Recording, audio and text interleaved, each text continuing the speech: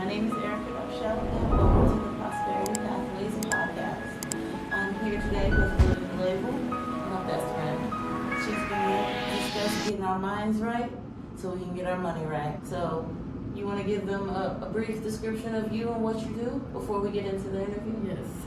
Hey, my name is Luwam. I'm a creative director, a writer, author, and I'm from Atlanta and Eritrea originally. My first question for you is, can you tell us about your background and your journey from Atlanta to here in DC, where we are now, and how your experiences have shaped your life and your perspective on building wealth? Okay. My parents are born and raised in Eritrea. My dad came here like 1980s, early, when he was like in his 20s, so he basically grew up here, but his foundation was in Eritrea. And my mom came here in 1995. My background when it comes to wealth, they come from, my dad definitely, he came from the bottom, from scratch, all on his own, honestly. And he struggled. He came from a poor family. My mom came, her parents had money, and I see it from both views. Wealth. My mom has a law of attraction mindset, and maybe because everything just came easy to her, I don't know. But it worked for her. Even growing up, I seen the law of attraction work for my mom. My dad is not that kind of person at all. He's more of a get it how you can, actually get to work, save, all of that. Okay, so his beliefs are more so saving. And you said your mom's law of attraction, and you saw that. How did you see that? Well, growing up, we would be like, you get paid almost minimum wage. Mm-hmm. How are you affording a house, a car, everything? She made it work. She made it work. She make everything work. She know how to invest her money properly. Yes, she does. My mom's credit is excellent, so she knew how to use her credit in the right way. So she knew how to leverage credit. And she always was like, I'm not worried about none of my bills. This is how I want to live, and I know that I'm going to get the kind of life that I want. No matter what, she knows she's going to make it work. Yeah, she knows she's going to make it work, yeah. But I would say she was also very blessed, too, at the same time. My dad also is a business type of mindset as well. He's just like, you need to save and start a little business. So we did the little t-shirt. We sold t-shirts with my dad. I learned how to basically flip my money through my dad. But I did have my ups and downs with that, too. So. Yeah, a lot of us did. We definitely went through it. So my next question for you, as an Eritrean woman, has there been any cultural influences or values that have impacted your approach to finances and wealth building? Absolutely. A lot of Eritrean people, they save. They don't just spend their money. They always think about it really seriously before they spend their money. They don't just go and spend their money just because they want something. Also, they don't just think about themselves. They think about their family. They think about the community. Everybody grows as a community. One person's down, other person helps them. So limited impulse buying and Save, community mindset. And community mindset. Definitely. There's a lot of things that are lacking in most American cultures, specifically in minorities. So my next question for you, what are some challenges you've faced in your own wealth building journey, and how have you overcome them? Honestly, I'm still overcoming them right now. But I learned that I need self-discipline when it comes to finance. I always used to care about what people thought, and you need to stop thinking about what people. I had the game. With the Joneses type thing, yes. I had the game of what I needed to do, but I couldn't do it because I wanted to look rich instead of actually be rich, and that caused me to financially struggle. Yes. So now I'm recovering from all of that. Yeah, that's a big issue in the American culture.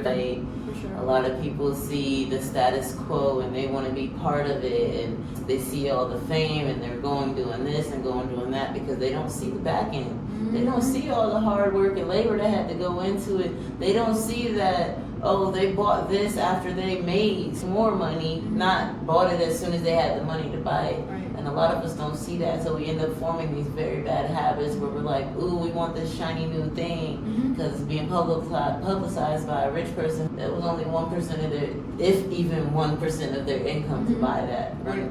Most of the time we end up spending 50% of, we wait up for a whole check just to spend the whole check on something. I remember doing that several times. I think one thing that helps is just being humble, because I know so many people that got it like that, but you would never know because they're just really humble, very humble. because they already learned that lesson. I don't have to keep up with the Joneses. I know I got it, and that's really the only people that need to know. Exactly. Only you got you for real at the end of the day. Exactly. Okay, so my next question for you. Are there any strategies or habits you've adopted that have helped you progress towards your financial goals? You said, are there any strategies? That has helped me? Yeah. Habits, strategies or habits that I've been doing. Yeah, so like earlier you said self-discipline, so you've been working on that. So are there any other strategies or habits? Like if you tuck some money somewhere or you have separate accounts, some people will do that, or when they tell you you're trying to pay down a credit card so you don't keep spending it up, they'll freeze it in a block of ice type thing. Yes. Honestly, I tried different types of things, like getting my parents to hold on to my money so I don't have access to it. But that's not the best way to do it. I think the best way to do it is to actually discipline yourself. So every day wake up, I think about how can I save more money on coffee. Just start thinking about saving. How can I save a couple dollars doing this? Just in those little small things, I see my money being able to stretch out a lot more. Do I really need a large coffee? I get like a little taste. So honestly, at the end of the day, I just wanted a taste. Yeah, like when you have that craving for Starbucks, I don't have to go every day. Make it something that's a treat. Yeah. So you just wait, go once a week. If you really love Starbucks that much, you can wait for it. It'll wait for you. The other thing that really helped me is my habits like smoking and drinking. So cut back or stopping completely. I stopped completely. I know that saved me some money. I just couldn't control it. I just completely stopped because I could see that it was detrimental to my finances. So now I'm saving so much more money because I'm not spending it on alcohol. I'm not spending it on weed. I'm spending it on things that I actually need. So. Yes, exactly. Or putting it away, saving and investing. Yeah. Over the years, I started switching over my habits, and now I know what to do with that extra money. A lot of times I would still end up splurging it on my son or something like that, but can't bend to his every women prayer because otherwise he starts getting that bad money habit. Oh, I was just supposed to spend money on everything. No, really. As soon as I want it, I get it. No, that's not what you're supposed to do. That's impulse buying. That's the stuff we're not supposed to do.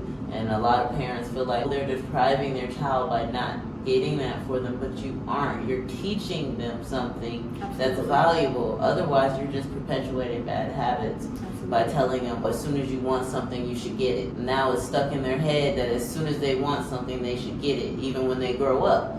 As soon as they want something, they should get it. So now they spending their money in the wrong ways. You get what I'm saying? 6, 7, 8, it ingrains it in their head to think that way. True. My parents never really did all that for me. Honestly, I just started getting my own money at an early age. And that's what messed me up. I'm young. I'm not educated enough on it. Hey, I could just spend this on whatever I want because you don't actually have bills or anything yet. Exactly. And then by the time you do get older and you got the bills and stuff, you're like, darn, I don't want to pay that.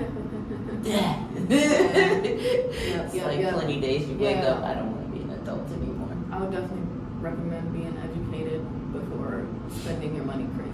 Just period. Yeah. There was a coworker that came to me the other day and was talking about the non-slip Crocs he had bought for work. And he was like, I went to this store and the dude charged me such and such, and then later that night I was looking on Amazon and it was $20, $30 cheaper, which is a good amount of a difference. Wow. But he was like, so you think I should just take them back to bro or da-da-da? I said, honestly, it's on you. You ain't checked around before you bought them. Yeah, it's on you. That's on you. Why would you just go? Why would you check after you bought it? Who does that? Yeah. I know people do that, but I'm just saying, like, that's a bad habit. Exactly. That's a bad habit that we have. That's that impulse buying.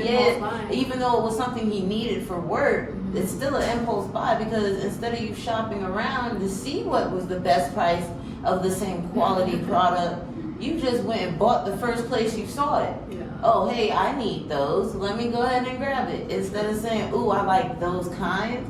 Let me see where else I might be able to grab it. It's not going nowhere. It'll be right back for you. Yeah, absolutely. And shoes is definitely something that is a good thing to spend money on quality because you're walking around all day in them. I personally don't believe in spending a whole lot of money on tennis shoes and stuff unless you play basketball often. That's just me personally because it's something that you're just literally walking on the ground with. Yeah. Literally. Most of the time you're walking through dirt and all kinds of stuff. But for special occasions, I do believe in that. If you're playing basketball, stuff, I'll spend high quality money on my son's football cleats when he's playing football. His grandma likes buying Jordans and all that. I'm not into that. Yeah. But I got one pair of Jordans that I bought when I was like 26 years old, and that's just because the Jordans were my nephew's. His dad had got him too small a size. So I got those and bought him a pair that actually fit him. Because he kept wearing them because his dad brought them for him. I was like, just because your dad bought them for you doesn't mean you hurt your feet. His feet was balled up in the shoe. Because he was walking funny. That's what made me notice he was walking funny. I'm like, why are you walking funny? Right. Like, and I checked his feet. I said, oh, these are too small. You can feel his foot, his toes balled up in the front of the shoe. I said, boy. I said, you know what? I went and bought him a pair. I bought my son a pair too. And that's the only pair of Jordans I got, and I still have them. Oh, yeah. If I get good quality shoes, I'll have them for a really long time until... I dog them a little bit. I will say that. I did dog them a little bit because I really don't give two fucks about Jordans, like I said.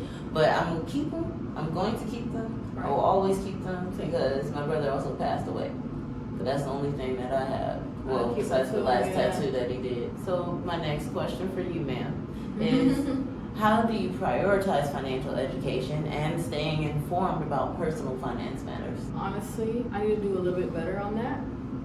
Yeah. Because I have a brother that does his homework on financial education. Yeah. So anytime I have a question, I just ask him, kind of like my financial advisor. And I also have a sister. He definitely tries to stay well informed. He tries the best he can. Calculations when it comes to finances and all that. So I'm just a little bit lucky with that, but I honestly need to learn that information for myself.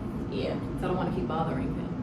And then you could always still call him. At least now, once you start informing yourself, it'll be an educated question. Like, I already know this, but I want to confirm it with you. Like, do you agree with my opinion type thing? Yeah.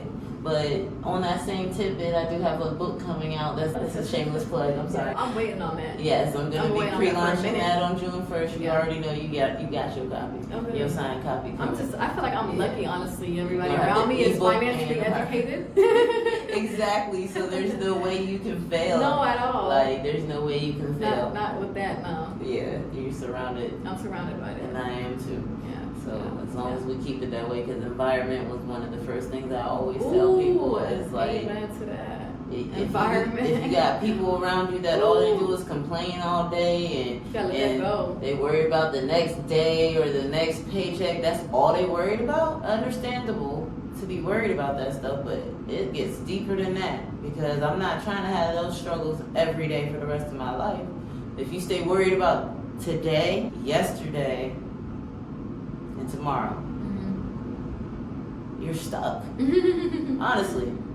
I can't worry about yesterday, first of all. It's gone. It's gone. I can worry about today, tomorrow, but I need to worry about next year and 5 years from now and 10 years from now also. 10 years, more like 10. Exactly. Everything I do now is to make my 5, 10, 15 years not tomorrow, better. No. Exactly. We on a long-term vision. And we on a not only a long-term for your life, but generational wealth at that. So. Exactly. Not just my life, my grandkids. Grandkids, community, all that. Exactly. Don't be selfish and just think about your own journey. He's gonna send his grandkids over there to me, so okay. I have no problem. I'm gonna spend some time with my grandkids whenever you have them, because he ain't had none yet. Don't rush him. It's very valuable family. It's invaluable, actually. So the next question, can you share any specific experiences or lessons learned that have contributed to your success in wealth building? One thing I like about myself is I like buying Honda Civics, my first car. I always buy a low maintenance car. I'll make sure it's nice. My car is like a 2018 Honda Civic. It's pretty nice for me where I'm at. But it's economical at the same time. Exactly. And I bought it even though it was a little pricey. It was worth it because from month to month I don't spend that much on maintenance. And this car can last years. And you feel like that was a good economical decision. And once you pay that car off, you can still afford the maintenance. You can still afford the gas. The car is going to last you a long time. I remember my first car, well, one of my first cars I bought, because I've always bought used cars because I didn't want car payments. But economically, I wouldn't say a bad decision, but I kind of rushed this decision. I'll say that. Because I would always end up buying cars that needed work. But the first car that I was about to speak on, I think it was a Honda Accord. It was a 97 or something like that. It lasted me a good 2 or 3 years, and it would have lasted longer had I maintained it properly. So that was the key to it, is I wasn't maintaining it properly, and it did last me a long time, considering the way I was dogging the crap out of that car. You just didn't care. Nah. Because that was my 16, 17-year-old self. I got my license when I was 16. Ruined it. Yeah, like that was my first car. I was lucky that it lasted 2-3 years. Oh, honestly. No, you're very lucky, because my first car lasted a month. No, the way I drove it was reckless. Yes. So the next question is, what ways have you sought to balance short-term financial goals with long-term wealth-building objectives? And we kind of touched on that just a little bit, is the fact that we do have to think of that stuff. But how do you balance that? How would I balance it? Honestly, keep your bills minimum. Keep your bills as minimum as you can. Everybody knows this, but stop doing unnecessary shopping. Get what you need, not what you want. Maybe here and there you do some extreme work and you can reward yourself with something, but when you reward yourself, make sure it's not something so expensive. Make sure it's something your reward small and nice that you like. But your reward doesn't even have to be actually spending money either. Your reward could be actually spending time to yourself. Doing yourself pedicure, manicure, or just sitting there and relaxing your brain. That's my If you favorite. do want to pay for something, get a massage, something that actually benefits I was just you talking about that today. holistically, mentally, and spiritually. People instantly, oh, I did such and such. Per se, I can't even think of something that people celebrate for offhand and go buy a bag. I was just telling my friend that doesn't really help you spiritually. You just waste right. Exactly. I was just telling my friend that she was telling me, should I buy this car? It was a big body Benz. She's like, can I buy this car? And I'm like, she's doing good financially, so that's why she wanted to reward herself with a Benz. But I told her, just wait a little bit. Get a nice Lexus or a nice Toyota Camry, something like that. Yeah, because you got to get yourself in a long-term debt for a momentary happiness. I said you should want to see your money expand more. If you do spend your money, since you do got the money, spend it on experiences, like time, like how you said. Something that's actually going to last without costing you. Yes, networking, going to events. I think it's better to spend your money on that instead of materialistic stuff. Yeah, because life is short. At the end of the day, those materialistic things aren't going to benefit you in the long run. What, your other broke friend is going to say, ooh, you got that? Like, really something to flex on? You flexing on other broke people? Sorry, that doesn't really appeal. Or for those who might get offended by me saying, oh, my friends aren't broke. Okay, you could be getting money. But just because you're getting money doesn't mean you're keeping money. That's what my definition of that is when I say broke. You can make $100,000 a year, but if you spend $200,000 every year, you're broke. You should not be spending everything you make. Every time some money comes into your hand, it's gone. That's never wealth building. That is broke. That's being broke. I'm sorry. I don't Making care how much money the you mindset make. is like a broke mindset. Yeah, it is. As soon as you get a raise, you start spending more money. You get a new job, you move into a bigger house. Now you got more bills. Yeah, that was my big mistake. I did something like that before, and I regret it. Yeah, I've always had a good mindset for being a minimalist. It's just investing my money better and understanding investing for real is really what held me back. Because in the beginning, honestly, I think of it my was like relationships with you, like. Well, yeah, I wasn't understanding my money too. properly because honestly, the relationships that I overextended myself, that wouldn't have happened if I understood how to invest my money better. I see what you're saying. Yeah. If I had my money already invested, I wouldn't have been able to overextend myself to you. True. I'm not gonna be able to do that, or not you per se, but overextend myself to that person because my money would be invested. Oh no, I can't do that. I got this there. My priorities would have been in the proper place. That goes back to being in your environment, being around people that's on the same page with you. Exactly, it really does. Because a lot of the people that I ended up meeting is because of the environment I already was in. Right. So financially, not lit. Crippling. You know what I mean? Financially crippling. Financially crippling type stuff. Yeah. But the next question, what advice would you give to young adults or individuals from similar backgrounds who are just starting their wealth building journey? Focus on getting your credit right. Don't mess up your credit. focus on getting your credit right. Save as much as you can and learn. But as a young adult, I would say just educate yourself. Period. Mm-hmm. Focus on educating yourself. Yeah, and that doesn't mean necessarily that you gotta go to college or anything like that. Read books like Buffett Beyond Value, personal development. Learn how to be self-aware of what you do, why you do it. Why am I spending this money like this? Oh, because my mom and dad always told me no. So as an adult now, I just buy anything I want. Mm-hmm. You get what I'm saying? Understanding reasons why you do the things that you do so that you can stop doing it. So you can be more self-aware, building self-discipline. So that saying YOLO, you only live once. People, it's a good saying, but I feel like it gets misinterpreted because a lot of people use it to trash their life. And that's the only way I can put it. You're trashing your life. Oh, because I'm young, I don't have to worry about saving. I have plenty of time for that. And da da da. When really, if you learn about investing and saving and all of that stuff right now, we're not even gonna start at 18. From 16, because most places you can start working at 16. From 16 to 18 before you go to college, you could have saved and invested so much money that you don't even have to work a job while you're going to college. You could have learned some stuff that your parents, if you have the type of parents that actually listen to you, because I know some people don't, but you could have told your parents about some of the stuff you learned and they would have been able to invest some money to be able to help you out with some stuff. You could go ahead and have money put away to start your business by the time you're 19, 20 years old. If you don't work as a teenager and you wait till you're 18, 19, same thing applies. By the time you're 25, which isn't that old, 18 to 25, you're working, going to college, you got so much money put up. And I would also say, don't just jump and invest big, invest small.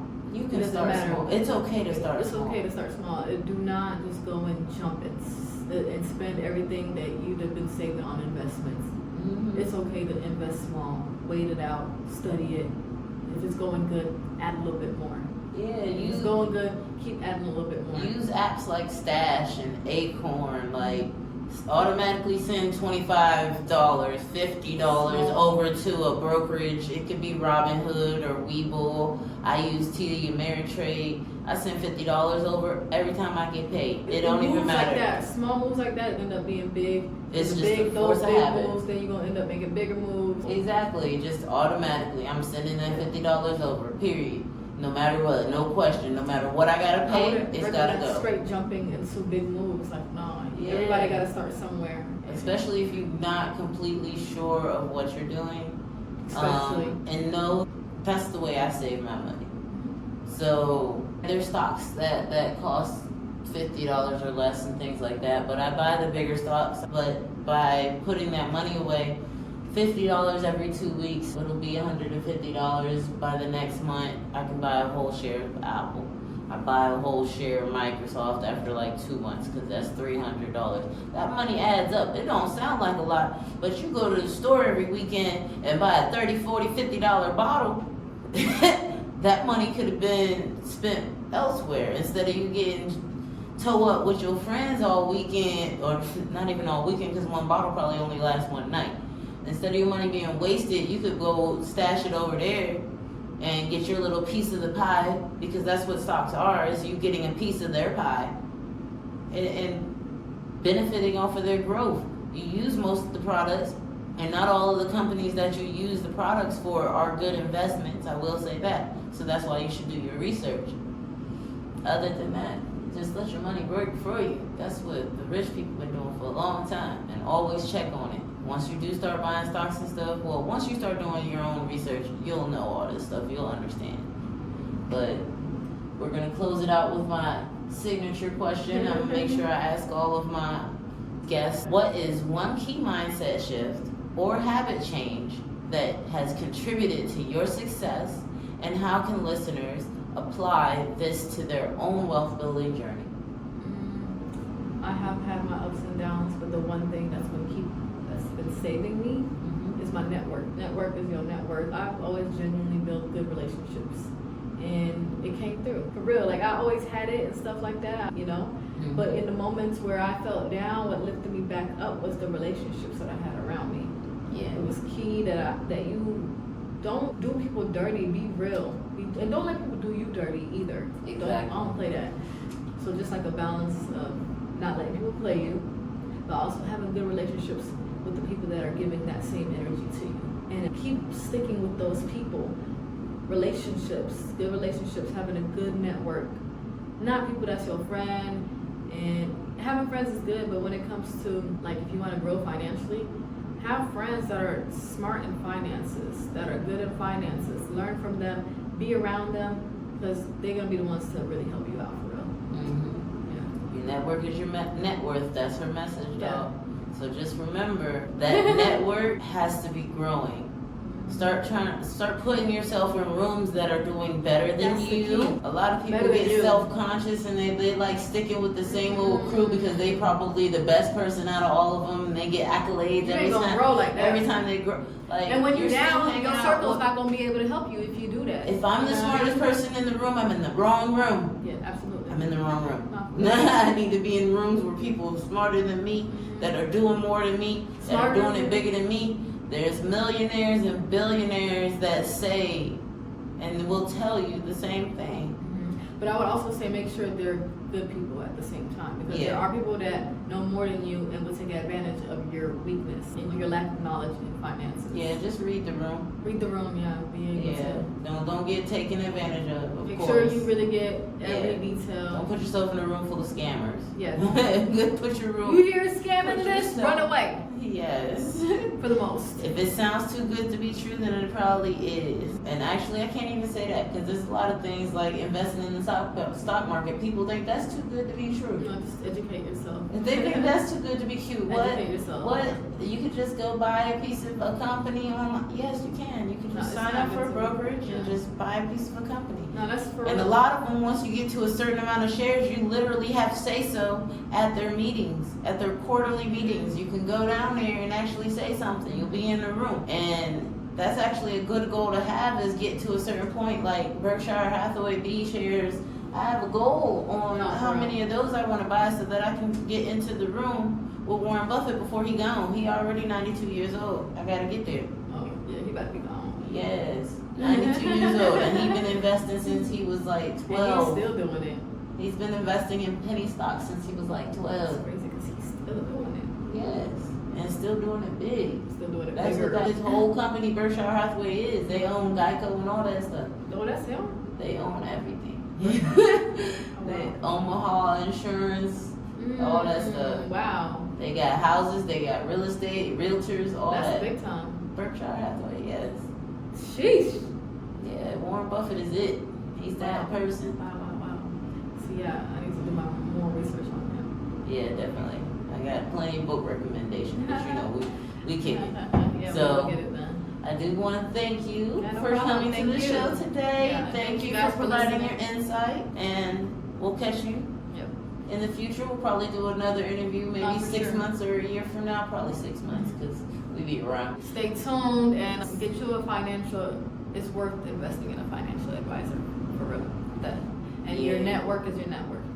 But do your research on them too. When you go to a financial advisor, because a lot of them, they're trained and they get certified in financial advising, but really all it is that they know what they're telling you. Doesn't mean they're doing it too. Right. So just do your own research. Don't just sit down with the first one you see 5 stars on the website or something like that. Oh yeah, I'm gonna go with them. Like, no, sit down and do your own counter interview. Because a lot of brokerages, and they have you fill out some paperwork to see if you're qualified to be one of their investors, but you need to see if they're qualified to invest for you. And always keep in mind that if you say, oh, F the stock market, all that, I'm just gonna save my money in my savings account, the bank is doing that with your money. Just so you know. Put your money in the savings account, they're investing it. They're putting it in the stock market, mutual funds, bonds, treasury bonds. They're investing your money. It's not just sitting in the bank. Why do you think there is such thing as a bank run? People going to run down in the masses to go pull their money out the bank, but they can't because your money is not in there. They're investing it. But that's neither here nor there. That is the truth though, just so you know. Thank you.